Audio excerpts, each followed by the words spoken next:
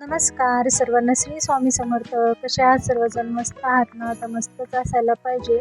नवीन एका ब्लॉगमध्ये मी तुम्हा सर्वांचं खूप खूप स्वागत करते. तर सकाळीच मी ब्लॉगला सुरुवात केली होती. चहा वगैरे झाला होता आणि मुलीला तिचा टिफिन तयार करून दिला. त्याच्यानंतर ना थोडंसं किचन ओट्यावर पसारा झाला, तर तो पसाराच आवरून घेत होते मी.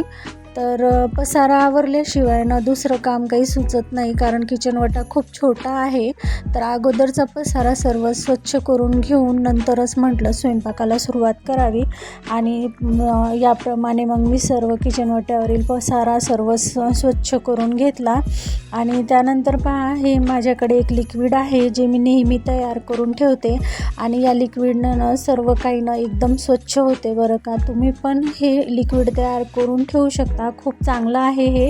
आणि याच्याने जे पण आपल्याला स्वच्छ करायचं आहे ना ते लवकर होते आणि एकदम क्लीन निघतं. तर मी काय करते ना, थोडंसं पाणी घेते आणि पाण्यामध्ये जो विम लिक्विड जेल आहे ना तो त्याच्यामध्ये मिक्स करते. आणि त्याच्यानेच नेहमी किचन ओटा, फ्रीज असो किंवा फॅन वगैरे अशा ज्या वस्तू आहेत त्यांच्यावर पहिले थोडंसं स्प्रे करून ठेवते आणि त्याच्यानंतर ना कॉटनच्या कपड्याने छान असं पुसून घेते. तर सर्व ना इतकं छान क्लीन होतं ना, एकदम व्यवस्थित क्लीन होऊन जातं. आणि जे पण गॅस वगैरे आहे ना त्याच्यावरचे जे तेलकट वगैरे तुपकट जे डाग वगैरे असतात ना ते पण या लिक्विडनं एकदम मस्त निघून जातात. तर हे लिक्विड खरंच ना घरी बनवून तुम्ही याचा उपयोग करू शकता. आणि मी पण असंच एका ताईच्या ब्लॉगमध्ये पाहिलं होतं, तेव्हापासून ना मी असंच लिक्विड बनवून त्याच्याने सर्व साफसफाई करते. आणि खरंच ही ट्रिक आपल्यासाठी खूप कामाची आहे, कारण किचन ओट्यावर सतत पाणी टाकून ते पुसून घेणं आपल्याच्यानं शक्य होत नाही.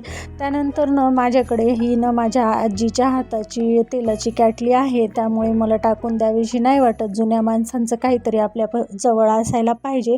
तर तेल संपलं होतं आणि ती खूप चिकट पण झाली होती, तेच मी तुम्हाला दाखवत होते.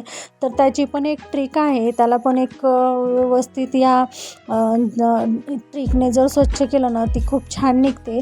त्याच्यानंतर लगेचच मी उंबरठा वगैरे पण स्वच्छ करायला घेतला. पाणी जे होतं ते मुलीला काढून दिलं. आणि तिचं मग असं झालं की तिचा टिफिन वगैरे तयार केला, पण नंतर कळालं की तिच्या शाळेला काही कारणास्तव सुट्टी आहे, म्हणून मग ती गेली नाही. मग मी सर्व बाहेरचा जो माझा उंबरठा वगैरे आहे तो स्वच्छ करून घेतला. तर उंबरठा स्वच्छ करताना ना मी उंबरठ्याचे जे पण पाणी आहे ना त्याच्यामध्ये थोडंसं हळद, मीठ आणि गोमूत्र टाकते. तर ही सेवा जी आहे ना मला केंद्रामध्ये दिली होती, आणि याच्यामुळे ना जे पण बाहेरची निगेटिव्हिटी आहे ना ती घरामध्ये येत नाही. उंबरठा अशा प्रकारे स्वच्छ केल्यानं ना माता महालक्ष्मीची पण कृपा प्राप्त होते. त्याच्यानंतर छोटीशीच रांगोळी काढायला घेतली. आणि रांगोळी पण मी कधी यूट्यूबवर पाहून काढते, तर कधी असंच मनाने काढते. तेवढी काय व्यवस्थित येत नाही, पण ठीक आहे, कामापुरती येते. तर मी तेवढी काढली. रांगोळी काढणं झाल्याच्यानंतर लगेचच मग मी देवपूजा करून घेतली. आणि देवपूजा झाल्याच्यानंतर लगेचच स्वयंपाकाला सुरुवात करायची होती. तर आपण घरनं जेवढं नीटनेटकं ठेवू, सुसज्ज ठेवू, तेवढंच आपलं घर प्रसन्न राहतं आणि घरामध्ये पॉझिटिव्हिटी येते.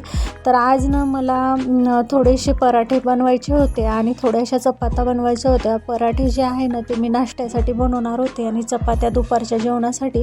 तर इथं मी तेच बनवून घेत होते. आणि बाकीचं काम माझं बाकीच होतं. कपडे पण धुवायचे होते, घरं पुसून घ्यायचे होते, ते सर्व तर आपल्याला करावंच लागतात, आपलं चालूच असतं.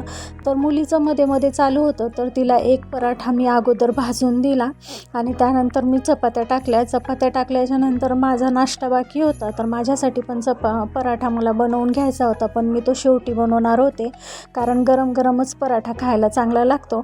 तर तुम्ही माझ्या चॅनलवर नवीन आले असाल तर माझ्या चॅनलला नक्की सबस्क्राईब करा.